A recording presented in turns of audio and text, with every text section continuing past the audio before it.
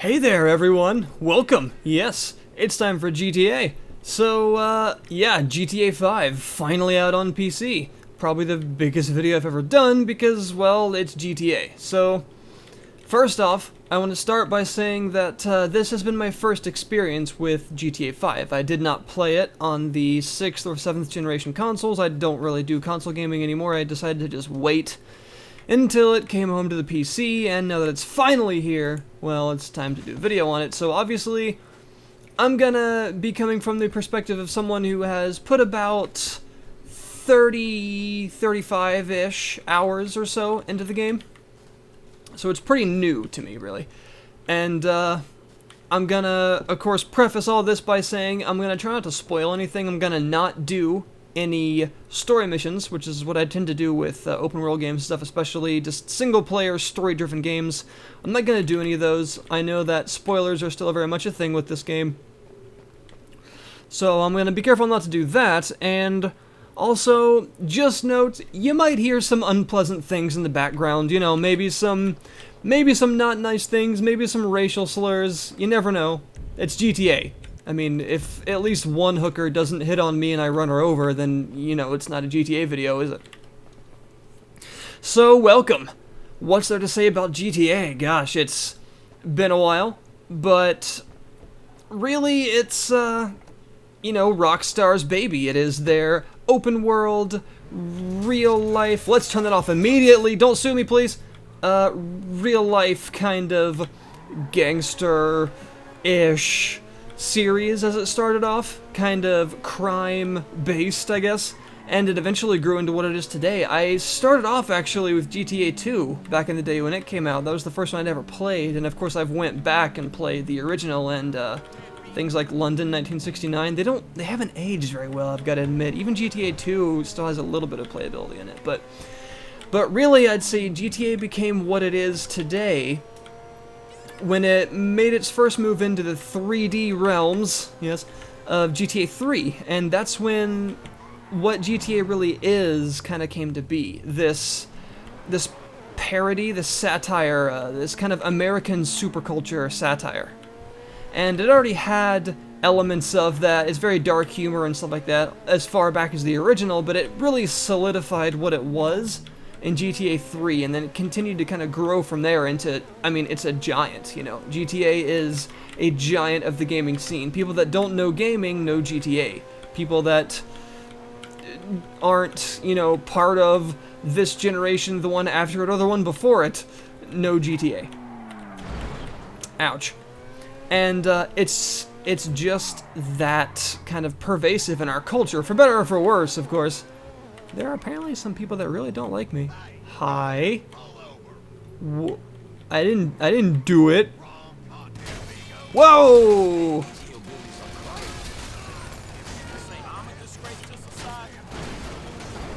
Alright. We've got some angry hillbillies going on here, and a tractor pulls up. Of course it does. Yeah.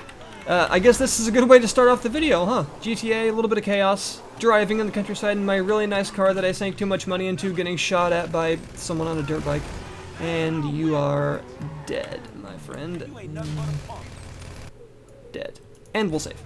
So, GTA 5, let's talk about the big elephant in the room first, the port. Is it a good port? Well, Rockstar came out about a few months back saying, you know, well, not more than a few months back, but they came out saying it's not a port, it's a version. It was developed in tandem, it's not a port of the console versions, it's being developed separately.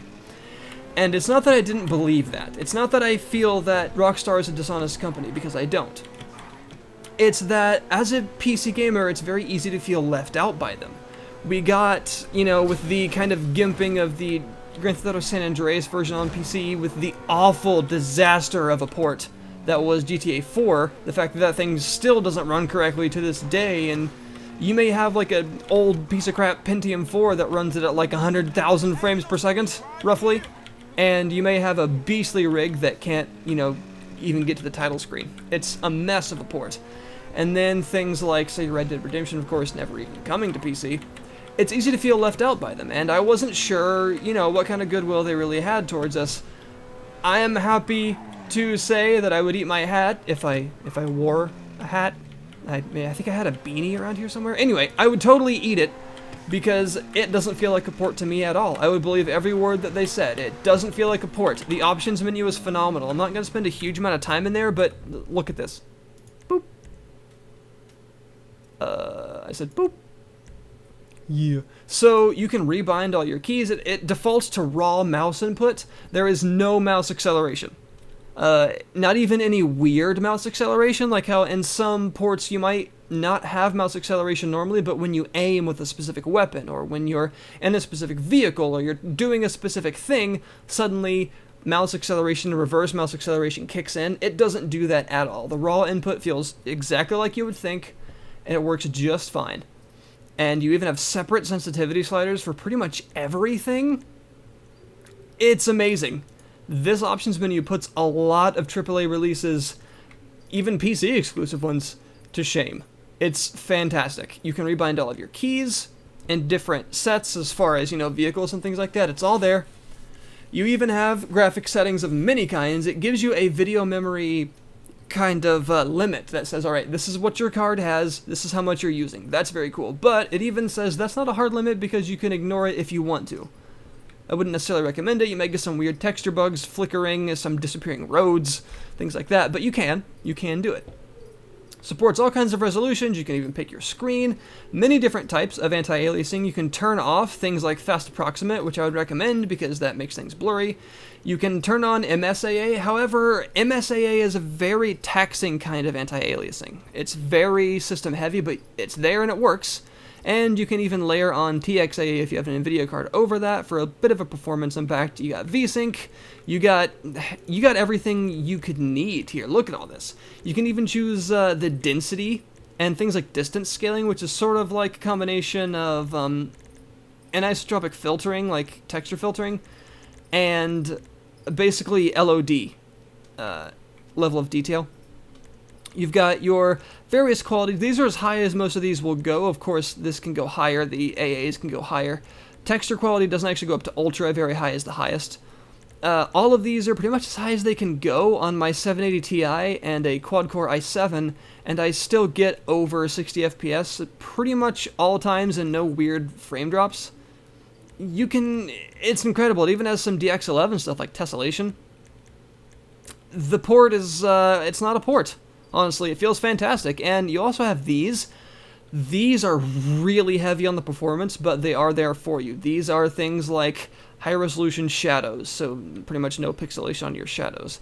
High-detail streaming while flying is pretty self-explanatory. Everyone knows when you're flying in GTA, things kind of pop in and you can see it. This helps to alleviate that, but of course it is very system-heavy. And things like the distance scaling, so this reduces pop-in. Even at the highest level, however, you'll still get some pop-in that's visible. I think a lot of people just kind of accept that by now. They're, very well aware of how that works. And a lot of people, they kind of accept the pop-in that's there. It's actually not too bad, even with that completely off, but it is noticeable, so that's something to consider. There is, of course, pop-in, but what I want to talk about first of all is the density, the way that Los Santos feels alive, and it really, really does. It is a very dense city that you're exploring. And what I mean by that is there's a lot going on. There's a phenomenal level of detail in the world, down to the wildlife in the bushes, the shrubberies. You got elk, you got bunnies hopping around being all, bunnies and stuff. You got elk being all elky. You know what I mean. You got your wildlife out there in the mountains. You got people hiking and doing things like, oh god, things like that. You've got traffic that you can see from miles away.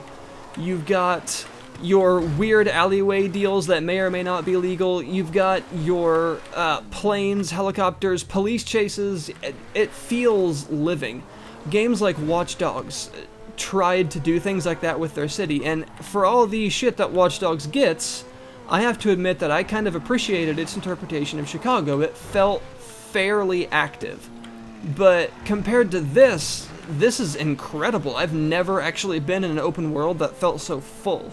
A lot of open worlds have the depth of a puddle. They're huge oceans with the depth of a puddle.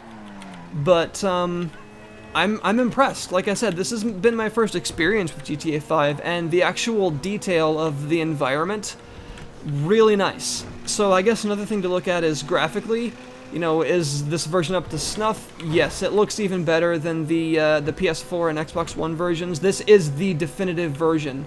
I am constantly getting over 60, even on these settings. Texture quality is quite good. You have to bear in mind that GTA is, of course, traditionally a first-person game, or a third-person game, rather. Talking out my butt again. And texture quality tends to be lower in third-person games, and it tends to be lower across open-world games. But in open world, with the detail and density of this one, it's gonna have to make some sacrifices. So you are going to see, honk honk, some lower resolution textures here and there. I mean, if I look around in the car, for instance, like, you can see that some of these textures aren't so great looking up close. But that's really close, and we're talking a massive world here. For all intents and purposes, you gotta nitpick a lot of this stuff, and it actually looks, hey now, it actually looks pretty good. It's a very, very pretty game. If you wanna like lick walls and get really close to textures, you can find some low resolution ones, but overall it actually pulls together to look pretty nice. It cleans up well. And all of that really comes together to make the PC version the clearly definitive one. Very nice looking, performs very well, and the scalability, importantly, is also very good, meaning it takes a pretty good computer to run this thing at high settings. However, a lot of those settings, they can be turned down. They can be turned down a lot, and you can actually run this thing on some lower end systems quite effectively at acceptable frame rates. You really can. The scalability is nice. You can turn down the texture quality, you can turn down the level of detail, the MSAA, well, I guess anisotropic filtering doesn't really have that much of an impact, the ambient occlusion, the tessellation, and make it run on even computers that could never dream of running GTA 4, a game which looks way worse, right? It's a much better version than that could have ever hoped to be. So let's go into the gameplay. My door! Oh, it'll end up back in my garage and I'll repair it later. Jerks. Anyway, so like I said, I don't want to do any missions right now, but I'll probably do a couple little side activities. So this is the world. Welcome back to Los Santos. It's been a while, hasn't it? Excuse me. Can I have a drink? I'm thirsty. Hey, can I have some? Hey, I'm homeless. I see that. All right. So yeah. Satire, parody, it's all here. Let's talk about the first-person view. The first-person view is something that's new to this version of GTA, that being the kind of next-gen version, right? PS4, Xbox One, and PC. GTA is a game that traditionally works like this, third-person. And you can switch at any time you want to. Why am I wearing sweatpants? And seamlessly go from the three kind of third-person camera views that you're used to with the addition of this first-person view. I've been playing this game exclusively first-person, exclusively mouse and keyboard. So the first-person mode is actually awesome. I want to say that the physics that GTA 4 was known for, the euphoria, those are still in here, and you can even feel it in first-person, which means that it feels a little sluggish, but not unresponsive. It is obviously by design that it feels that way. Like that, for instance, how I just jumped on the ledge there and killed myself. Also a little bit of a bug there. This never happened. And I do like that the clunk, the physical heaviness of that the Euphoria engine stuff, the natural motion stuff, translates perfectly to the first-person view. It doesn't feel like they just stuck a camera in the head of your character. All of that weight, all of that that heft and stuff is still there, but it feels like its own view. And they redid like all of the weapon animations. Obviously, you saw that driving works just fine in first person. It looks great. Even the gauges and stuff work. That even works in aircraft and other vehicles, altimeters and all that stuff. It works in first person, which is really cool. That's, again, like I was talking about, the actual level of detail of the game is incredible. So let's talk about the gunplay. Boop! You can carry a lot of weapons, as is usual for GTA, and they are actually quite customizable this time around. You have different attachments, sights, weapon suppressors, flashlights, different paint jobs for weapons, things like that, extended clips, all that kind of stuff that you can get at the ammunition stores. And the gunplay feels very nice. Hey, what's up? It feels good. Just murdering civilians here for your benefit, you're welcome. The gunplay of GTA has always been, in the 3D kind of games, fairly good, but it's had its problems in the past. But GTA 4 came into its own with the Euphoria system, and the kind of physical weight and more realistic feel that they were going for. It really solidified what they wanted the gunplay to be like, and that heaviness and stuff actually translates really, really well. That person is dead. Into the first-person view. Now, as you can see, you don't use the sights in first person, which is interesting. Even weapons that you put scopes on, of course, with the exception of sniper rifles, because that's the point, you don't actually look through them, which is a bit odd. But again, I have to assume that this is by design. It is this way for a specific reason. And all of the weapons actually feel quite a bit different and work quite well. I'm basically dying here. And the gunplay feels kind of excellent. There's also a cover system. Press Q near a corner, you can get in cover and peek around and stuff like that. The cover system works really well, like you would expect from a third-person game like this. But in first person, it actually translates to working just fine, even with things like grenades. Because, I mean, of course I'm going to use a grenade. And overall, it actually translates into a pretty unique experience. Even if you've, say, played GTA 5 but not played it first person, it feels really different and in a really good way. It's obviously going to be a personal preference, but I just wanted to say that I really appreciate the addition of the first person mode. I think it's a really cool step for the series in general. It's a lot of fun to use because of the different angle it gives you and the differing sense of scale that it gives you. And I feel like it allows you to appreciate detail much better. So let me just like die here really quick so I can go back to normal and tell you why I think that. Wasted! Yeah, classic GTA.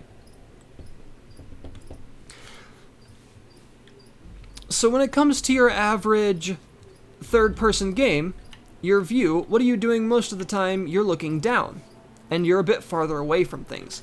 In first person, a lot of the times you're looking up, and you're a lot closer to things. Now, obviously, that's very obvious, but what I'm trying to say is the sense of scale is completely different in a first-person game. And the way that they've actually included this first-person mode, I approve of it so much. I can't quite explain how much I like it because it feels so different and yet so good.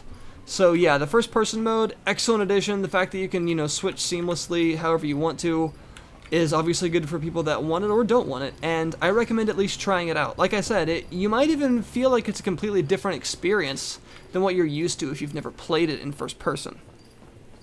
So, one of the most unique features of this game in general is the character system. Normally in GTA you play as one character, however in this case you play as three. So if you see here, bottom right, you've got three different characters. You've got Michael, Franklin, and Trevor.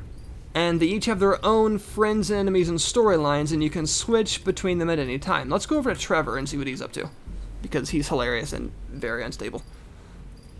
And when you're not actually controlling a character, they'll go off and do their own things, which again helps to contribute to the feeling, oh, what are you doing? You never talk unkindly to strangers, my friend. Trevor, you're...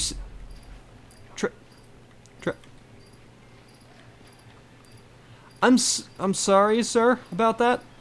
I'm just gonna go now, okay, bye.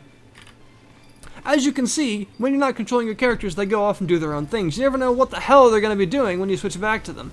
From being in nightclubs to chilling on the pier to kidnapping people and shoving things in their mouths, don't sue me! You can expect the unexpected, especially when it comes to Trevor. Hint, hint, he's crazy.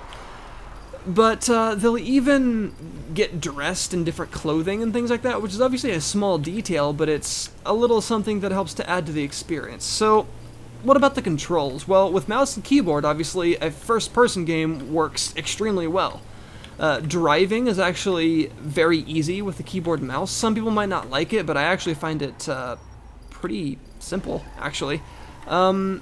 Even in third person, the game actually works fine with the keyboard and mouse. Like I said, I've used that exclusively. However,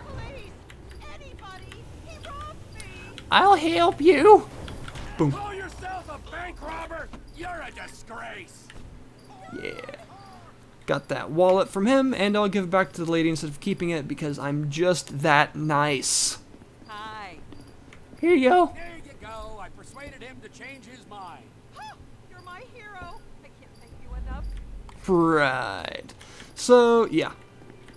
Differing things can happen all over the world. I found one thing where there were a bunch of people in a circle just dead in their cars, and a bunch of them barely alive, gasping for air, telling me to go away. I found a suitcase. They said they took it down the hill. I found the suitcase $25,000 down the hill.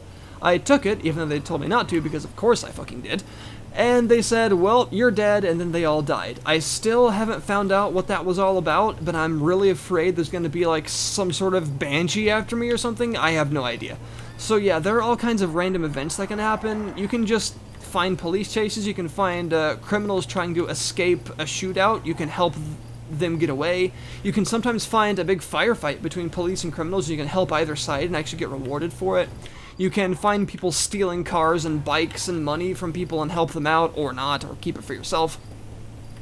All kinds of stuff can happen like that, and one thing I want to say is that the different characters actually add quite a bit, because not only are they, of course, they have different personalities, but they all have different stories. They all have a different skill set. First of all, you'll notice all those skills down there to the right.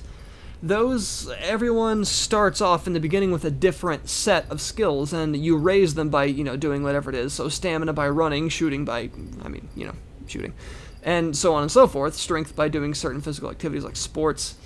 And you can eventually make each person kind of, better at their individual things. Trevor, for instance, starts off very good at flying because he was an Air Force pilot. And those skills affect various things, and of course that does mean with a lower shooting skill, for the first-person combat is going to feel a bit different because you're going to be shaking around a bit more and missing a bit more. And that makes the first-person shooting feel a bit different than you would expect from a dedicated FPS, and I actually quite like it. It's interesting. But also the fact that everyone knows their own cast of characters. Now, of course, all three of your characters meet. I'm not going to spoil anything, but they all know each other. I guess you could call them friends. Oh, jeez. And there are some very fun missions where all three of them are involved, and you're having to kind of hot switch between them to do different things. Trevor's covering on the sniper rifle, and Franklin's driving away while Michael is in a helicopter. All kinds of crazy things like that happen, and it makes the single-player experience actually very interesting. The missions are hugely varied, and from even small little silly things with really funny dialogue to big heists that you spend hours preparing for.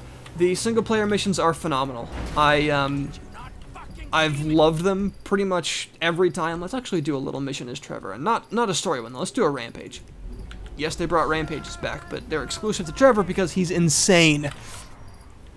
But that makes the single-player experience of GTA very rewarding, in my opinion, because there's so many different things to do. It's interesting how every character has their own friends and enemies. Trevor hates the Lost Biker Gang, for instance, and most other things that live, but especially the Lost Biker Gang.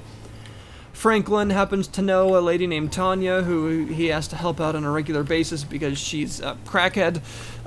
Michael is the kind of rich asshole businessman of the group and is in with, recently, no spoilers, a movie director that he's been a fan of.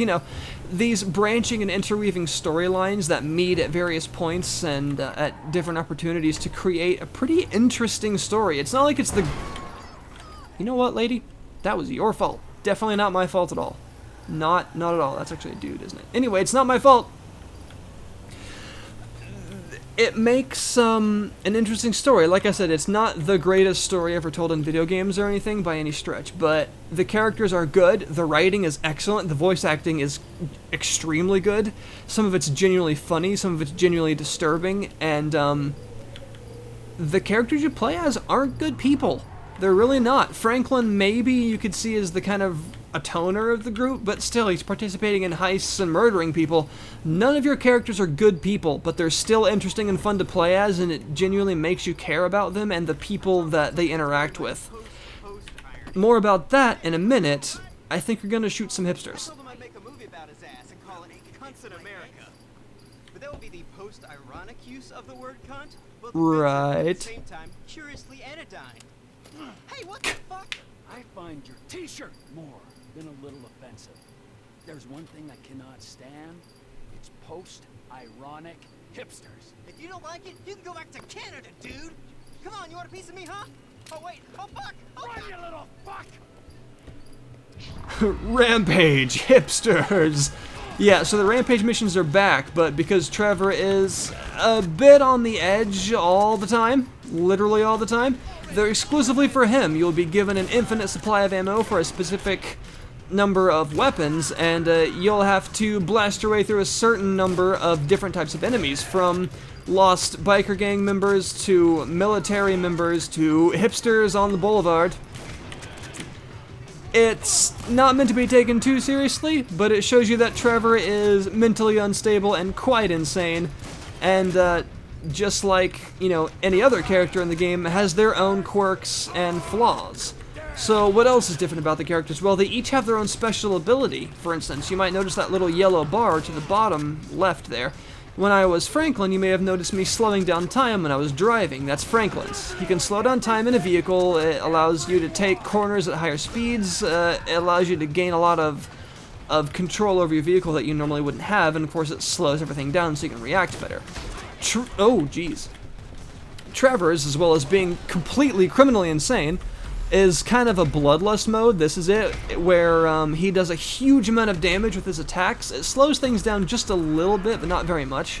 And he also takes very little damage while it's active. And Michael's is actually similar to both of them, kind of combined. It doesn't alter his damage, but it's kind of like Franklin's, only on foot. It allows him to slow things down on foot instead of in a vehicle, so that he kind of gains a focus in firefights. It allows you to nail headshots really easy and slow all the action in a firefight down and really gain the advantage. And each character's special meter is filled up by different circumstances. Trevor's is filled up by lethal actions like headshots and things like that. Franklin's is by dangerous driving activities like wrong lane driving, near misses, great drifts, things like that. And Michael's, you know, firefights, basically. And it makes the characters play a bit differently, of course, with their starting stats and the way that they develop. That makes them feel a bit differently as well. So this is something I wanted to show you. Most missions have a rating system now. This includes main story missions. You'll actually gain a rating. As you can see, I got a silver on that one because I got 2 out of 3 of the things that I could do. And now, I guess that's the last rampage, so I can do them all. Pretty cool. Basically, it's kind of like a score leaderboard system, really. A scoreboard leaderboard combo. Yes. Where you will be ranked bronze, silver, gold, depending on how many of these kind of alternate objectives that you complete. They can be anything ranging from do a certain number of headshots, complete the mission in a certain amount of time, deliver a certain vehicle that the mission entails on without taking any damage. All kinds of things like that, and sometimes they're not very self-explanatory in exactly what it is you need to do, but they're there. And of course, you can go to your menu at any time and replay any of the missions to try and get better scores on them.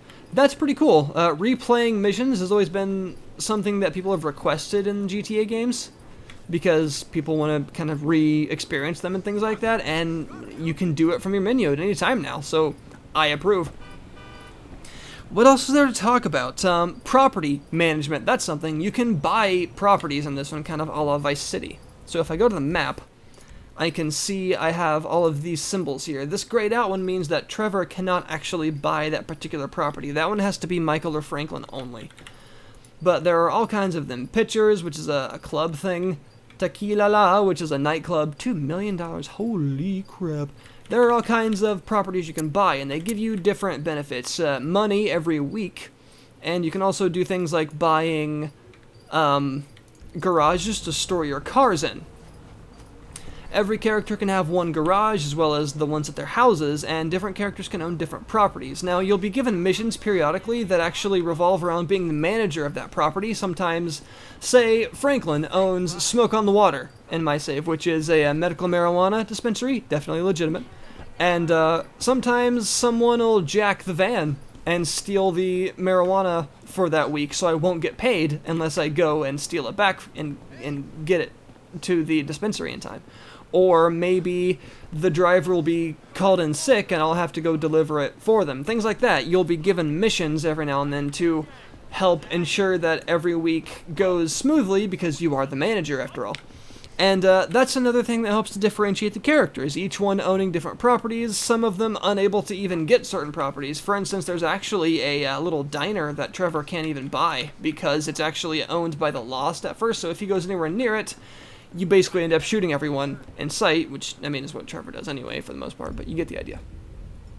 One thing I'd like to talk about is the fact that, first of all, I have this fabulous RPG, but secondly, the weapon variety is actually pretty ridiculous this time around. There's a lot of weapons, and I love this pistol, by the way. It's awesome. It's a fully automatic. But weapon variety is very big in this case, and that's good because the shooting has never been better in a GTA, in my opinion, and that is partly down to how much I love the first-person view, but also because the weight of GTA is, and don't sue me, in full effect with this one. And one thing to talk about, the driving is a bit different. The driving physics in Grand Theft Auto 4 were quite heavy. Cars had a lot of weight to them.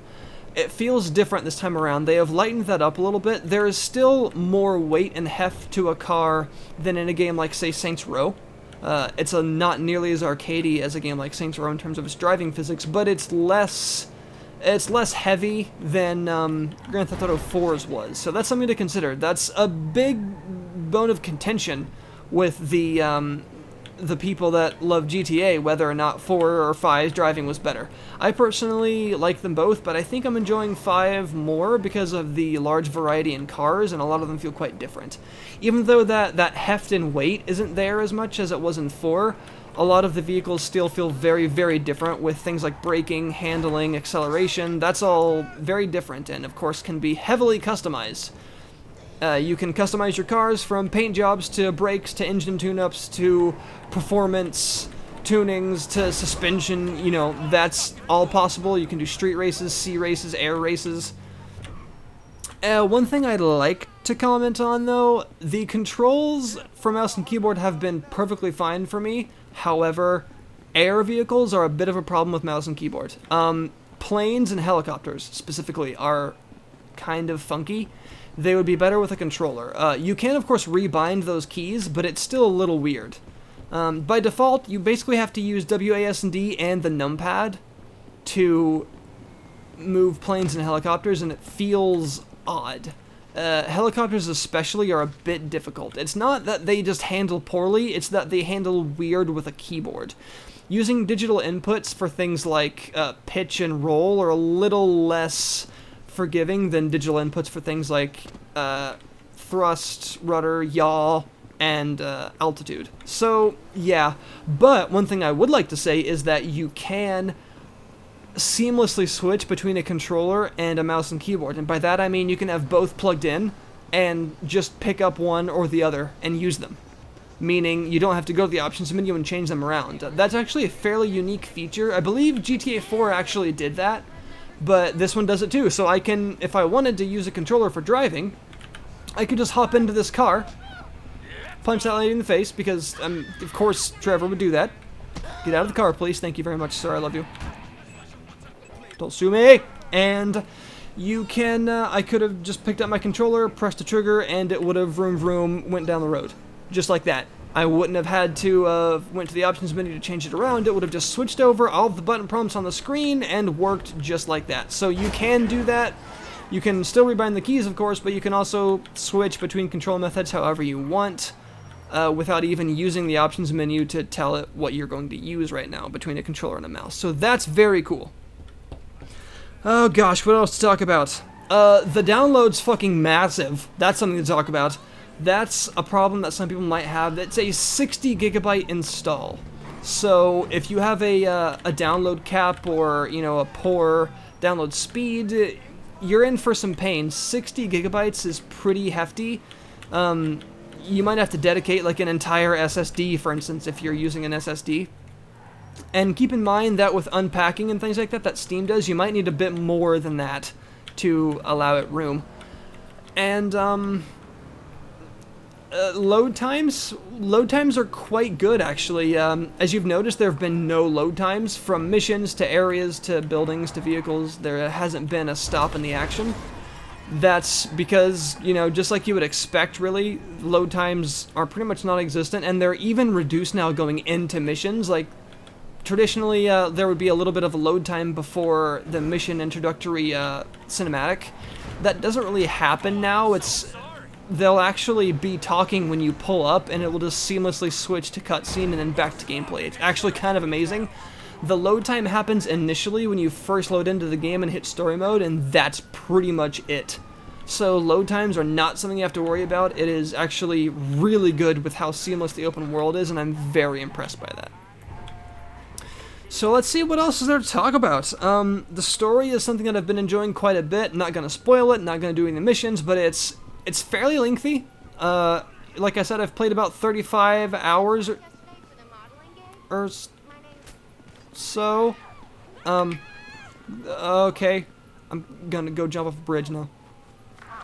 But, in that time, I'm about halfway through the storyline. And of course, there's still other people to meet. There's the Weirdos and Freaks missions, which are very interesting.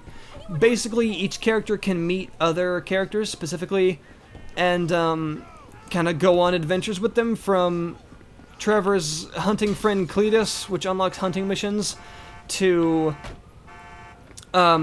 Franklin's friend Tanya doing the towing missions, which eventually actually unlock the towing impound lot for purchase by Franklin's. He can even do missions infinitely from then. All kinds of things like that that create this branching and interweaving storyline between all three characters.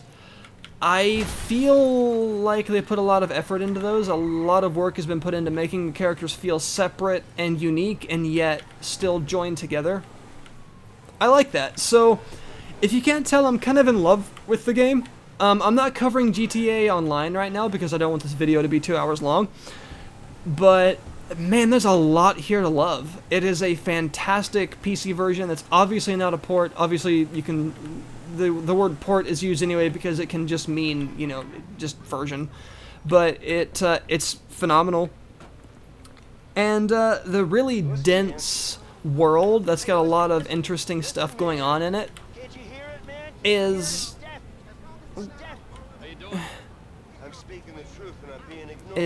a lot of fun to explore. The old GTA humor is still here. The satire of American superculture in general is very much alive, and the characters are hilarious, not good people, and yet you still are interested in them.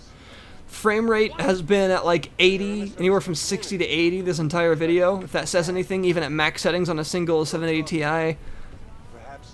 It's an experience that I've been enjoying a lot. Another thing to consider is the director mode, which you might have seen pop up there. You can meet various people that will then be unlocked for director mode. It's kind of like a source filmmaker for Grand Theft Auto, basically. It's this... Oh, God. It allows you to almost like make machinima. You can place various actors in the world, have them talk. It's source filmmaker, basically. It's amazing. It actually is very powerful. I'm not going to show it off in the video again because I don't want this to be like a million years long. But yeah, that's actually really cool. Just check out any of the myriad of really awesome or funny or action-packed or weird videos that have been made already with the editor. It's very powerful. It's really cool. It works wonders, honestly, for making little movies and machinimas and things like that in the GTA world.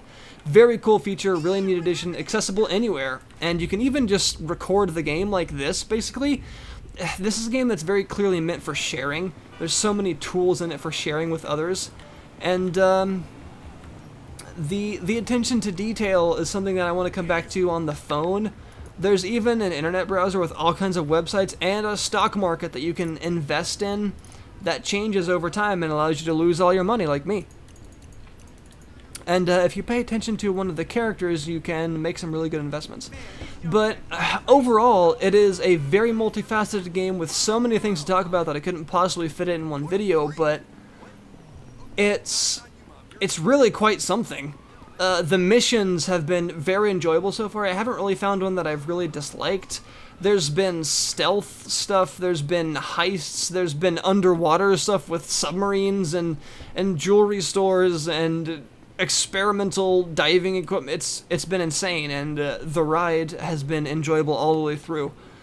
The world of Los Santos and the outlying county, in state of San Andreas is quite large. You have memorable locations like Mount Chiliad and all kinds of things like that. You don't go to Las Venturas. That's not here, but you never know about what DLC may bring. And again, I have to say that the density of the world trumps just pure size alone, and it does feel varied and alive, and there's a lot of places to go to. Even different activities can happen with different characters. For instance, Michael can do yoga, Trevor can do hunting missions, Franklin can do those towing missions, and you can run a cab and just kind of enjoy the civilian life, basically, like some people like to do in GTA sometimes. You can call out your friends, the other characters, and hang out with them like that. And really just get immersed in the world. It's quite a beautiful game. And you could put a lot of time into this. So basically what I've got to say is that I'm loving GTA 5. This has been my first experience with it, and I couldn't be happier. I'm so glad that they've obviously put a ton of effort into the PC version. It is not an afterthought at all. This has rekindled my love for Rockstar, and I have a lot of faith for hopefully some really fun single-player DLC in the future. I would like to put out another video covering GTA Online eventually later, but obviously this is not the video for that. One thing to consider for people, this does use the Rockstar Social Club, so personally I want to say that I've had no major bugs in this game, and I've had no issues with online connectivity of the Rockstar Social Club. However, I'm not the only person in the world. Some people have had some issues here and there. You may want to look up some specific things. The NVIDIA drivers for this game were actually out on the day of its release, and they make performance just fine. But one thing to consider, of course, is that the Rockstar Social Club is another layer of DRM and is a possible vector for trouble eventually. Servers can go down. I was actually in the nightmare position of not having a social club account and needing to make an account on release day for the game. Like, usually if you have to make an account on a service like that for the release of a game, you are screwed. I had no problem with it. I was actually able to do it first try. So again, that's anecdotal. I know that's my experience, but I have had no issues with the Rockstar Social Club client and everything as of yet. And I know of people that were playing online, GTA Online, an hour after the game came out. So yeah, that's something to consider, though. That is, of course, still another layer of DRM that is in place that you may have trouble with. Keep that in mind.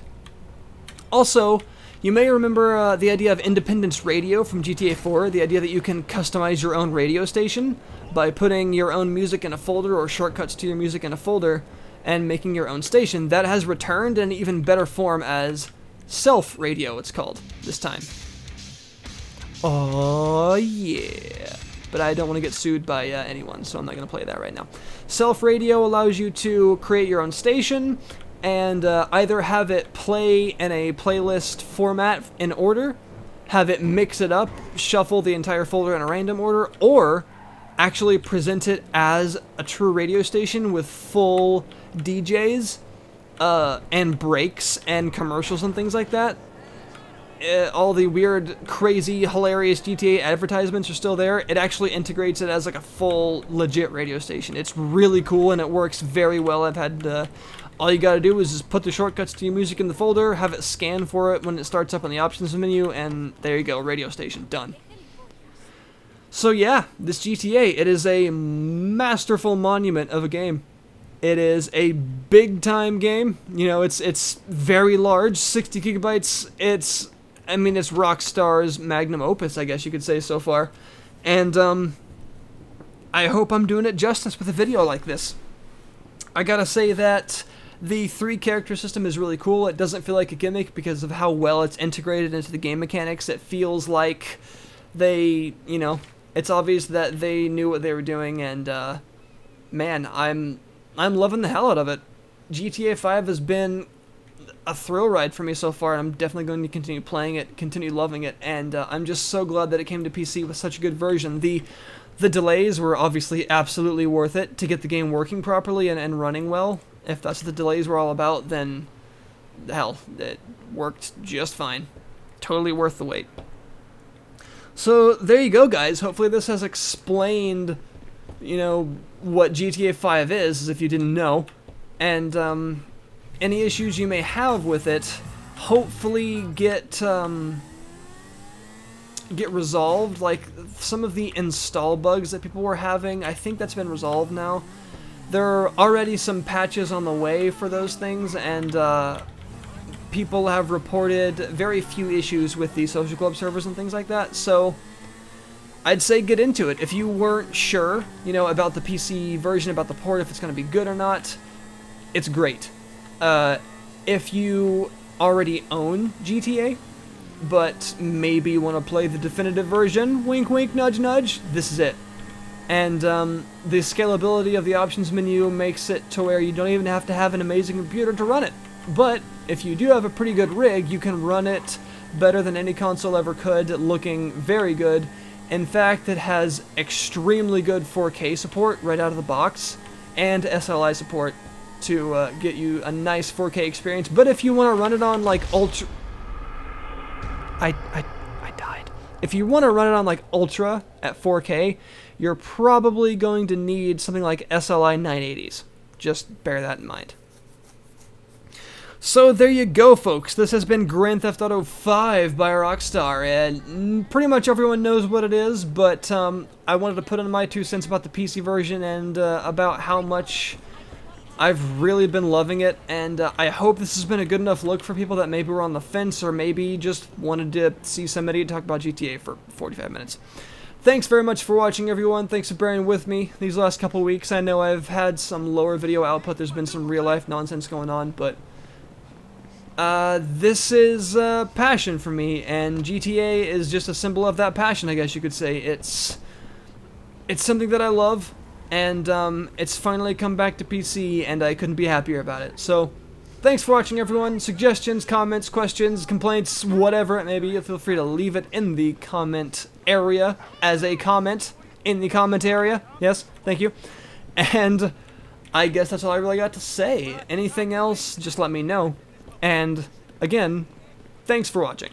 I know this has been a long video, but I've had a lot to say about GTA, and there's still a lot more to go, but that may be a future video. Things like GTA Online are going to have to be their own video entirely, and hopefully this has been a good spoiler-free overview for you guys about what it is, what the PC version is like, what I think in general about GTA and the mechanics in GTA 5, and if you were on the fence about the version, the quality, hopefully it's all here for you, and you kind of can make your purchase decision on it. So, thanks for watching, guys, and this has been GTA 5. I will see you next time.